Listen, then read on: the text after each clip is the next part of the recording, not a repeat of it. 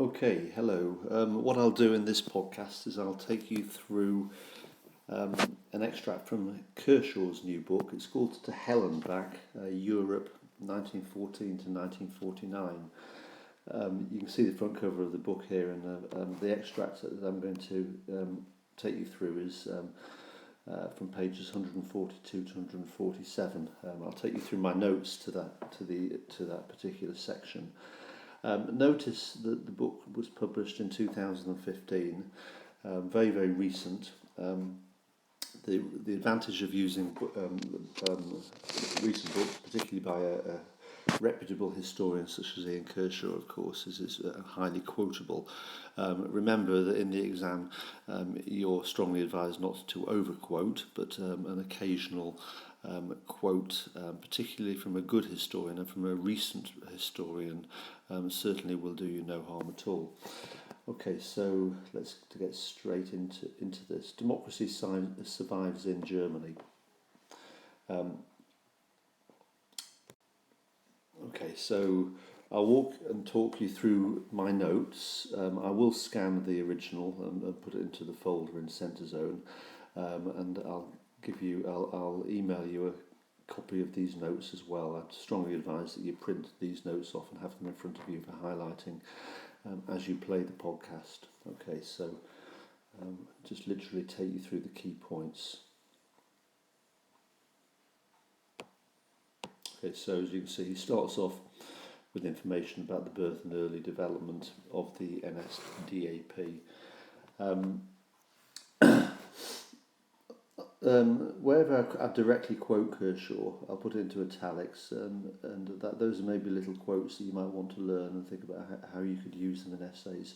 So 1921, Hitler, who Kershaw calls a racist nationalist hothead, became leader of the NSDAP, which resembled Mussolini's early fascist party. The previous section in this book had just analysed the rise to power of Mussolini. So there's quite a lot of references in this section about democracy surviving in Germany, which is making comparisons with Italy, because obviously democracy did not survive in Italy in the post-war environment. Okay, so lots of comparisons there. So resemblances to Mussolini's fascist party in its early stages, especially having a violent paramilitary arm, the SA.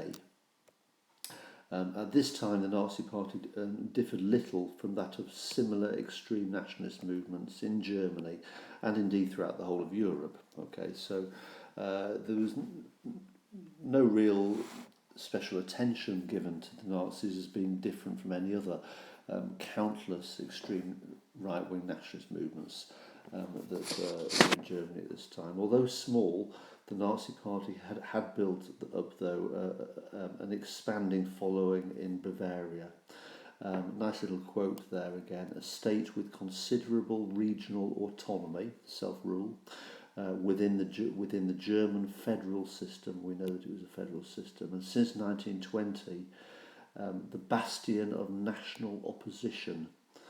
Again, that's a quotable little section that to describe Bavaria, isn't it? Okay, Bavaria, deep in the south of Germany, a long way from Berlin, the bastion of national opposition to what was portrayed as socialist democracy in Prussia. That sort of anti-Berlin feeling, there's an added level there, of course. Berlin, not just the capital of Germany, but also the capital of the state of Prussia, and the Prussian state government was controlled by the Social Democrats. So Bavaria, deep in the south, tended to sort of view Prussia as being socialist. So go back to the Nazi Party. In 1921, there were only 2,000 members. By 1922, 20,000 members. Okay, so useful statistics for you about the rapid expansion in the as Lee calls it, the greenhouse of Bavaria, or the sort of haven.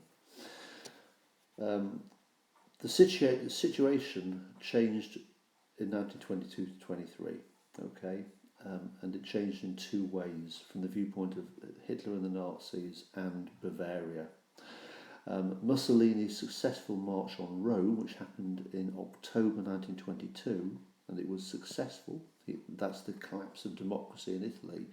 It inspired Hitler, okay, who now started to see himself as Germany's Mussolini. He's the leader of a paramilitary arm developing in the south of Germany, and if he can persuade the local rulers of Bavaria to join him in a march on Berlin, emulating what Mussolini had done in Italy, and leading to the creation of an authoritarian dictatorship. Now, what form that dictatorship would have, whether Hitler was thinking of himself as the dictator, or whether Hitler was just thinking, seeing himself as effectively contracting out his forces to support the Bavarian authorities and the German army indeed as well, to sort of join in on that march, highly aware of the fact that the German army was anti-democratic as well. Okay, so in 1923 then, the time seemed right, not only because it was the year after Mussolini had marched on Rome, but Germany, of course, descended into that political and economic crisis following the French occupation of the Ruhr. The French occupied the Ruhr in January 1923, which of course provoked passive resistance, which led to hyperinflation. And again, there's a little quote there. At the same time, Bavarian paramilitary politics was developing into a force ready and prepared to move against the elected Reich government in Berlin. So Bavarian paramilitary politics. It's not just the Nazis, there were other paramilitary groups. They were merging into the Nazis in the south. But it's also the local Bavarian commanders. We'll move on to that in a minute. Okay, so Kershaw then moves into sort of more general points here, which we'll move through fairly quickly because I think you're aware of most of these, but it's good revision for you. Okay, so the right-wing conservative as well as radical. So the right wing, remember there's two aspects to the right wing. One, there are the conservatives, the elites, the upper classes, particularly Prussian. This is across the whole of Germany. And then two, there's the radical, which is primarily drawn from the middle class, particularly lower middle class pressure groups that had come together through the Fatherland Party in World War One. Okay, so the right wing, of course, recovered very quickly from the shock of defeat and revolution in November 1918. And of course, one of the reasons they recovered quickly is they were needed by the new government of Germany. The Abair-Gruner Pact. Abair, the socialist leader of Germany, of course, signed that pact with the conservative right wing. So, although they despised the Republic, they effectively became the prop to prop up the Republic. Anyway, so let's go through. The SPD government, Abair's government, anxious that the revolution might become radicalised along Bolshevik lines. Of course, January 1919, the Spartacists was a severe shock, had signed the Abair-Gruner Pact that allowed the officer corps to get a second wind. Nice little quote that about the conservative elites. Abair agreed to support the officer corps. In other words, not to, even though Germany was now socialist, that they would not be removed from their positions. Okay, as for example, it happened in a sense really should have happened. Germany has just been defeated. In return for the army agreeing to back the government in combating Bolshevism. In other words, the split in the left wing between those favouring parliamentary democracy, i.e. Abair and the SPD, and the minority that favoured Bolshevik-style socialism, i.e. the Spartacists, who've now renamed themselves the KPD, benefited the revival of the right-wing anti-democratic forces. Okay, this month-long attempt to impose the month-long attempt in April 1919 by Leviné to impose a Soviet-style government increased popular support for the anti-socialist, anti-democratic right wing, especially from the middle class and the land-holding peasantry. Okay, so that section then is about the revival of the right wing from the shock of defeat.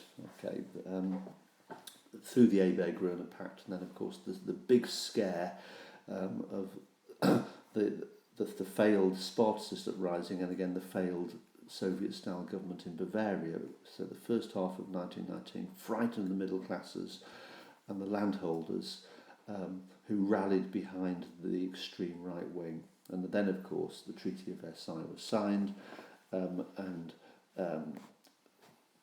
views polarised even more. Okay, so Kershaw then moves into the Cap Putsch.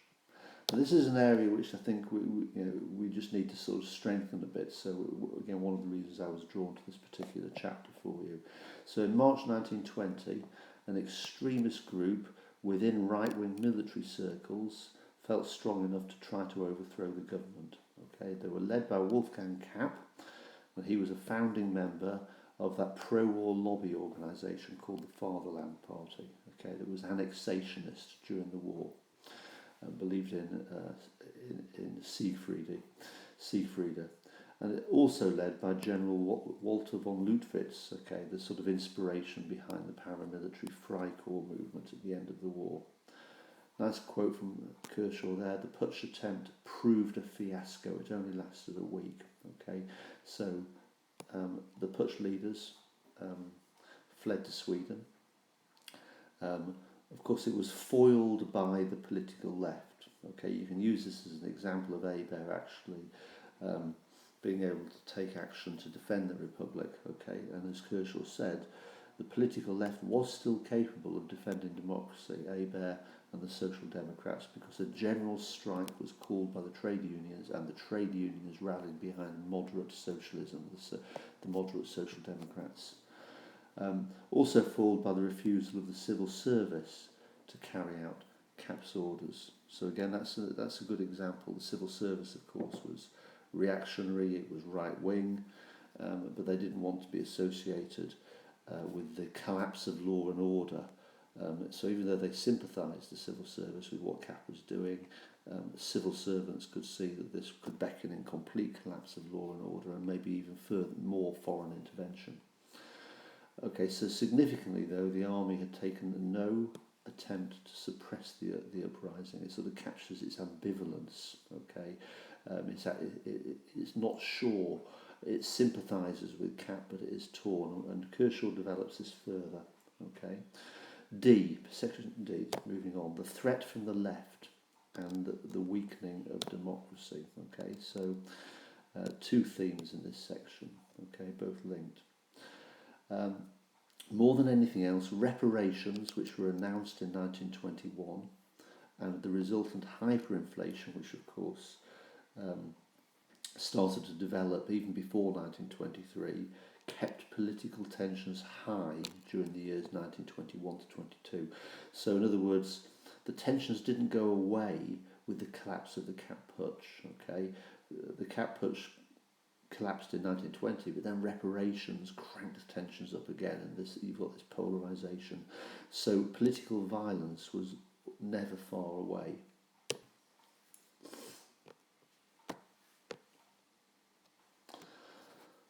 So during this period, 1921 to 22,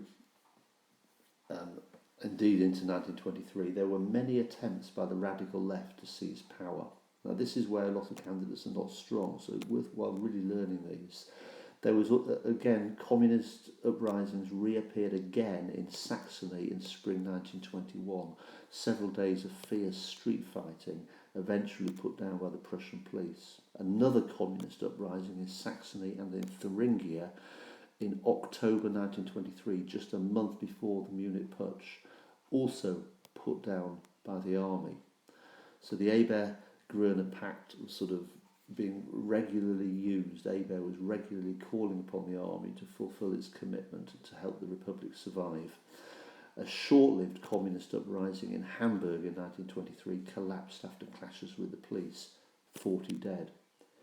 In each of those instances, the Republic survived, but not because the Republic was strong, rather because the army was called in, Abe Pact, and brutally restored order.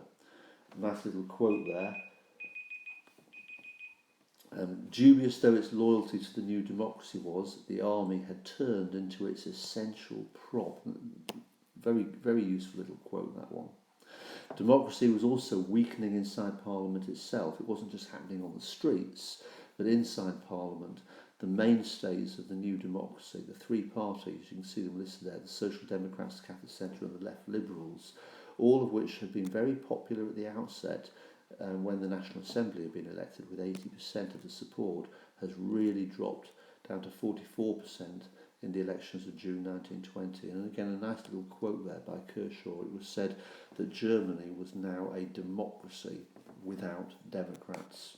Okay, so I've just gone beyond the 15-minute mark there. I'll stop at that point and I'll finish off this this walk and talk through the Kershaw section in a second podcast. Okay, thank you very much.